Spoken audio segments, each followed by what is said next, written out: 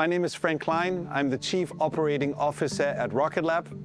It's almost hard to believe how much work goes into building a satellite. A satellite that you see back there has 66 different harnesses, multiple systems, star tracker, solar panels, propulsion system, all these different elements that all have to come together. My name is Anita Becerra, and I'm the Senior Supervisor of Space Systems Production. I have a highly skilled team that allows us to produce spacecraft at scale.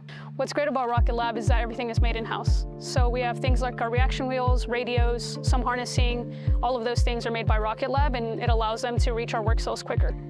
I mean, vertical integration is certainly something that differentiates us from a lot of our competitors. I often refer to us being a company that is getting the raw material rolled into the one side of the door, and on the other side of the door, beautiful rockets and beautiful spacecrafts leave our building.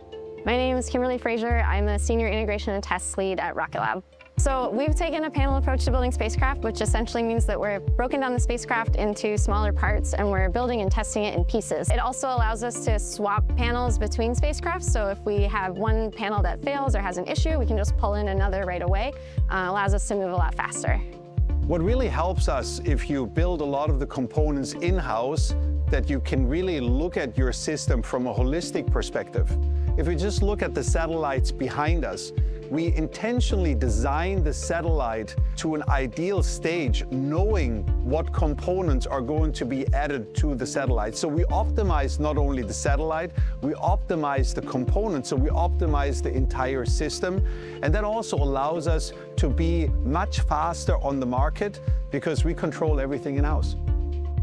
This is where our spacecraft build begins. So we have piece parts that we receive. They go through an incoming inspection and they get assembled to a completed structure frame assembly. We have reaction wheels, PPUs, comms plates, and these are all the different sides of the spacecraft that get assembled in this area. And then they get physically integrated into the actual structural frame assembly.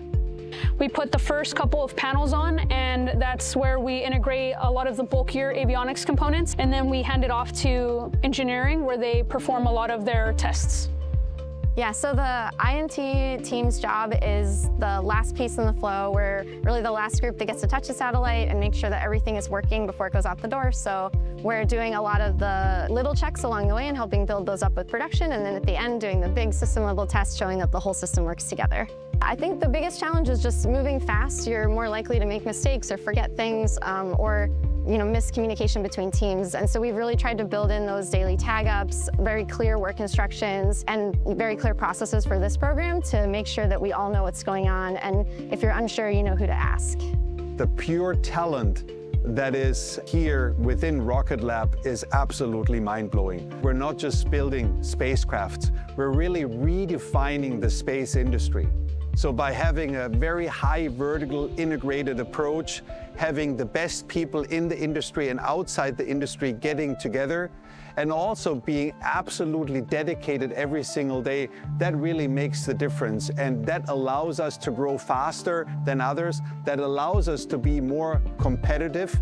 Certainly 100% mission success. That's what we all tell our people internally. What that means is that everybody who is doing something within our company, from a design, from a building perspective, we always have the highest standard of quality that we apply to whatever we do. So we test the individual components, we test subsystems, and we test the entire system to just make sure that we always have 100% mission success.